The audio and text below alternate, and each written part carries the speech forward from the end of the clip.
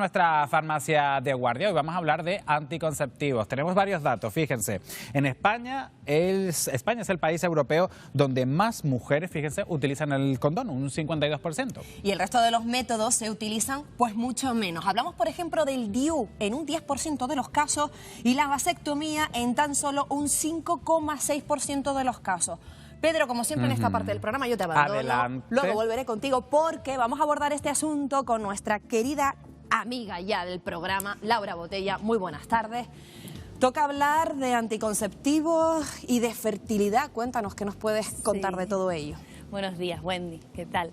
Pues mira, en concreto de la fertilidad te podemos contar que con la edad va disminuyendo. Es muy curioso que en la mujer a partir de los 35-38 años la capacidad de quedar embarazada se acusa la disminución bastante abundante y en cambio en el hombre a partir de los 50.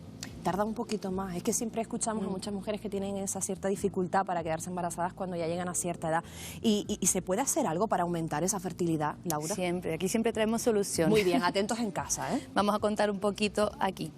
Pues lo primero, en caso de ser fumadores, es dejar de fumar, porque el tabaco incide negativamente en la fertilidad. Lo bueno es que si dejamos de fumar, se puede revertir y ir recuperando esa capacidad de fertilidad poco a poco.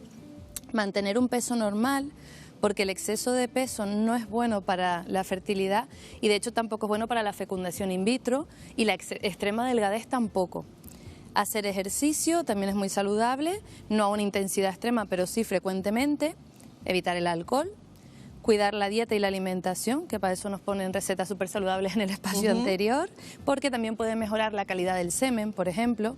Relajarse, evitar el estrés siempre está muy relacionado también con la esterilidad y cuidado con los tóxicos, pues lo que son las drogas, etcétera, sobre todo se ha visto en varones que disminuye la calidad del semen.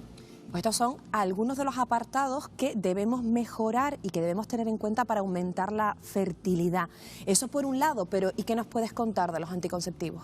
Los anticonceptivos, como actúan, son de tres maneras, hay tres tipos. Uno, los hormonales, que son aquellos, por ejemplo, como los anticonceptivos orales o el diafragma intrauterino, el DIU.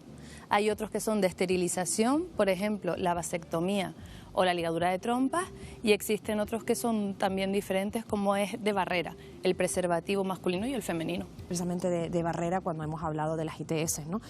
Volvemos a hablar de la esterilización femenina, por ejemplo, cuéntanos. La esterilización en ambos casos lo que hace es cortar los conductos por donde pasa el óvulo o el espermatozoide, por eso pues no tiene lugar la fecundación.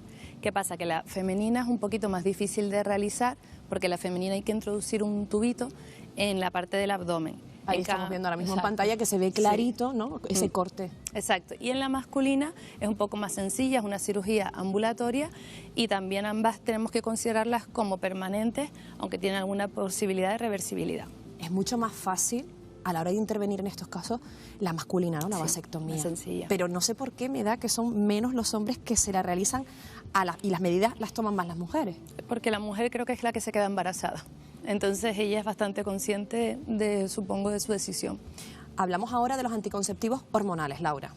A ver, ¿cuáles existen? Cuéntanos un poco. Los anticonceptivos hormonales tenemos lo que te dije, los anticonceptivos orales o también los de dispositivos intrauterinos. Pero para entender los anticonceptivos hormonales, primero tenemos que entender lo que es el ciclo menstrual. Porque una vez comprendido eso vamos a entender perfectamente todo lo demás. Vamos a explicarlo muy rapidito, ¿vale? Sin enrollarnos mucho, pero sí hay que tener claro que en el ciclo menstrual tienen a la vez lugar dos ciclos. El ciclo de los ovarios, que es este que tenemos aquí en pantalla, que tiene 30 días. Hay dos periodos, del 1 al 14 y del 14 en adelante. En el primer periodo vemos que existe el óvulo, que es este redondelito pequeño de aquí, y el folículo. El folículo lleva el óvulo dentro de sí y los primeros 14 días lo que hace es madurarlo con la hormona folículo estimulante. El día 14-15, por ahí, el óvulo se suelta y se queda el folículo suelto, que se transforma en cuerpo lúteo. Lo que pasa a partir de ahí, del día 14 al 30, es que ese cuerpo lúteo segrega la progesterona, que es la hormona con la que podemos quedarnos embarazadas. Entonces, si nos quedamos embarazadas, tiene lugar el embarazo y si no, no. Y por otro lado, en el ciclo menstrual tiene lugar el ciclo endometrial o uterino, que es lo que pasa en el útero.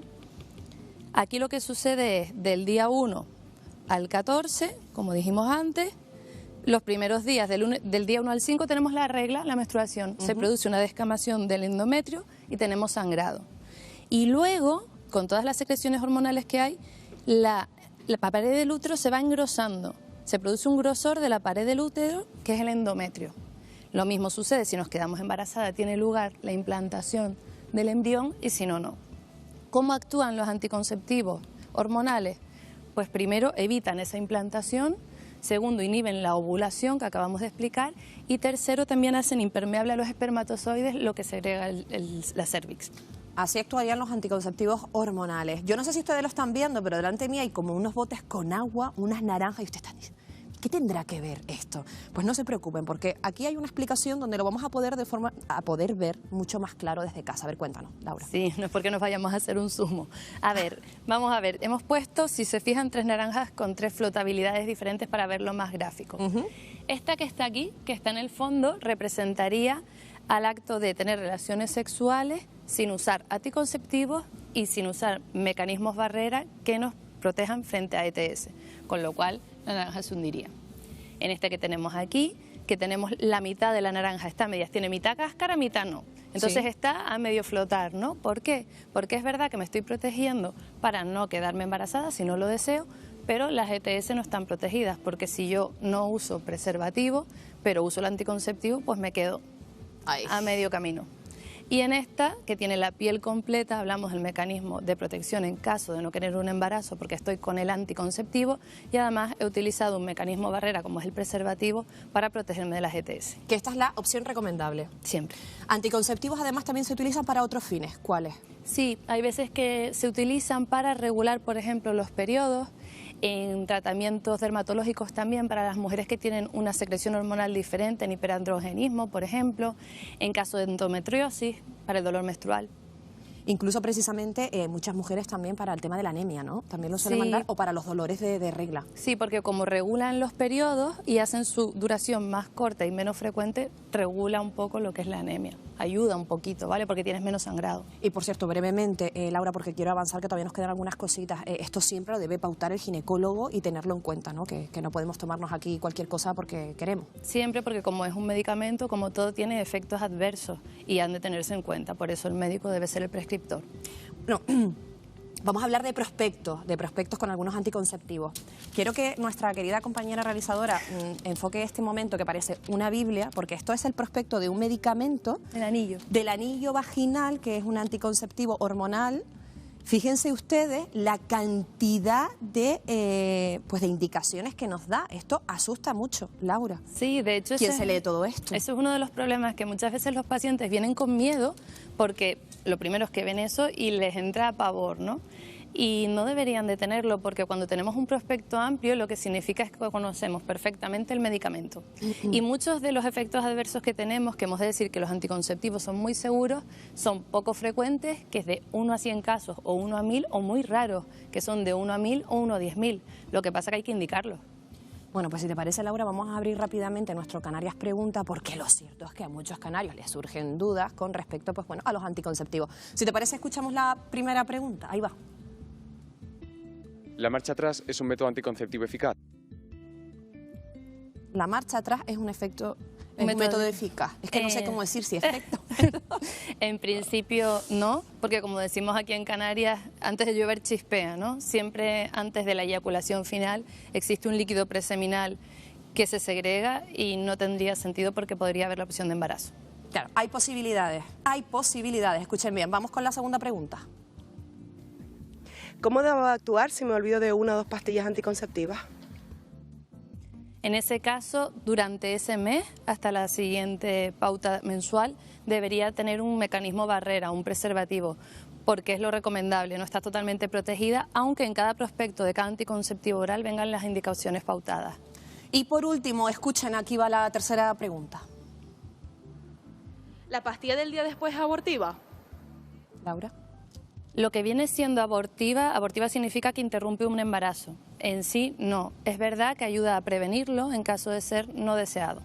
¿Qué nos podrías contar de ella? Y sobre todo si necesitan receta médica. En este sentido hay muchas dudas. Sí, no necesitan receta médica, es verdad que no.